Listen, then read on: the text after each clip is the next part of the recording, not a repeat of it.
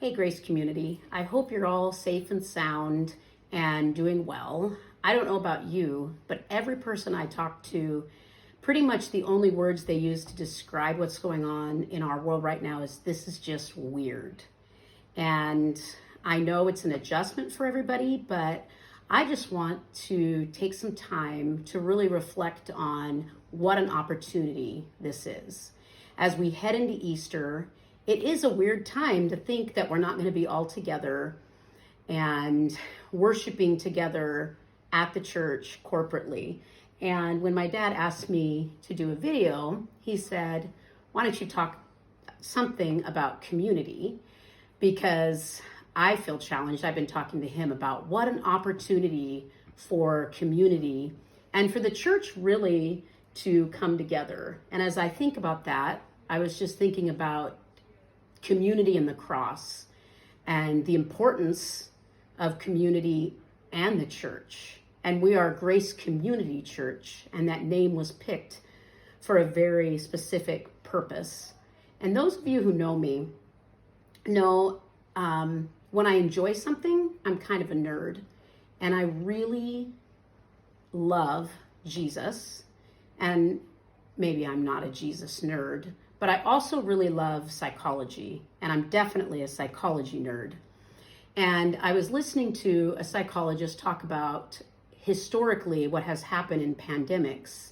And he said at the end, after everybody's safe and things kind of return to normal, a lot of people go into a darker place within themselves, and true depression then sinks in because they're ashamed of how they behaved.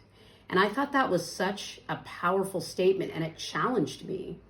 What is our response, not just as the church, but as individuals? What is our response going to be to being in the middle of a quarantine and locked down? Are we going to be known as people who hoard toilet paper when other people are in need? And that sounds maybe even like a funny thing, and it was funny until you were maybe afraid. There was a moment when I thought, we might run out of toilet paper. And I had a moment where I thought, I should have hoarded. And I think it's important to really look at how we can be greater in our community. And I'm trying to look at this quarantine and pandemic as an opportunity to just kind of change our story of how we interact with the community within our homes. Whoever you're living with, you're spending a lot more time with. And how can we maybe change the story of how kids perceive themselves, or how kids perceive mom and dad, or how kids perceive God? And how can we change the story maybe of how our neighbors perceive us? There's just, I think, endless opportunities throughout this to really think about how we can change the story. And my dad actually reminded me of the scripture in 1 Corinthians. I'm going to read it. And Paul was really telling the church, they were kind of getting the what for. But in the following instructions, this is 1 Corinthians 11, starting in 17, I cannot praise you, for it sounds as if more harm than good is done when you meet together. Like, what a harsh statement.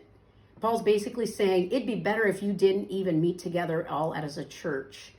And I really hope that's not what happens with us, that's not how we're viewed by God. And then he goes on to describe why. When you meet together, you are not really interested in the Lord's Supper. For some of you, hurry to eat your own meal without sharing with others. As a result, some go hungry while others get drunk. What? Don't you have homes for eating and drinking? Or do you really want to disgrace God's church and shame the poor? What am I supposed to say? Do you want me to praise you? Well, I certainly will not praise you for this. And then he goes on into the Lord's Supper. And I was thinking about just the potential for us to change the story of how we really interact with people, because that's where I believe we're called to make a difference. that my primary value is people matter most. And so I was pondering on, years ago, I went to a convention and a famous writer named Donald Miller told a personal story about his friend came to him and said, man, my daughter is a mess and I don't know what to do. And Donald Miller said, of course your daughter's a mess. In the story you've created for her, she's living a life where she truly believes she's the reason why her parents fight and are getting a divorce. She doesn't have anything good to bring to the table. And of course, your daughter's dating a loser because the story that she believes is that's what she deserves because she believes she causes harm to those around her. And so the very wise dad went to God and he repented and he said, God, what do I need to do? Because my kid's messed up. And they sat down and the dad had a family meeting and his whole family thought he was crazy. And this is years ago. And he said, you guys, we have a problem because there's this orphanage over in South America that is needed. And if we don't build this orphanage, kids are going to die. But we have a bigger problem. The cost that it's going to take to build this orphanage is the same cost as what I make in a year. So we have to pay our bills and I don't know what to do, but I believe God has called us to, as a family, finance this orphanage. And once everybody kind of caught that vision, this daughter, whose story she was living, believed she was a loser, started a social media account, back before that was even a real thing, and basically single-handedly raised what her dad made in a year. And long story short, an orphanage was built in South America. And her dad looked at her with tears in her eyes and said, honey, you're a hero. There are children that are alive today because of what you did, and you're a hero. And he went back to Donald Miller and he told him the story, and he said, guess what? She dumped that loser. She's doing good. She's living a life we dreamed that she would live. And Donald Miller said to him, of course, she's a hero. Why would a hero date a loser?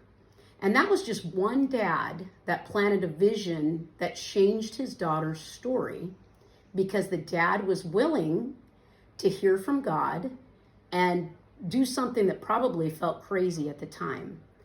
And during this time when I think we all probably have extra time on our hands, I just want to challenge us to really ask God, how can I change not just my story, but how can I change the people around me's story? And how can I impact my community? How can I cause really the cross in the community to intersect and to align in the way that God created it to be? And I promise you, it's not by hoarding all the good things that God has given us. And one of our greatest things we have as a church is our community, is our love and friendship and family. We're told that over and over again. And I want to challenge us that that's, as a whole, what our community is like longing for right now. So let's make an impact. Let's not just have an Easter go by where we just sit around and watch a video, but let's really challenge ourselves to change some stories. All right, stay healthy, stay home, and I can't wait to be back together with you again soon. Bye.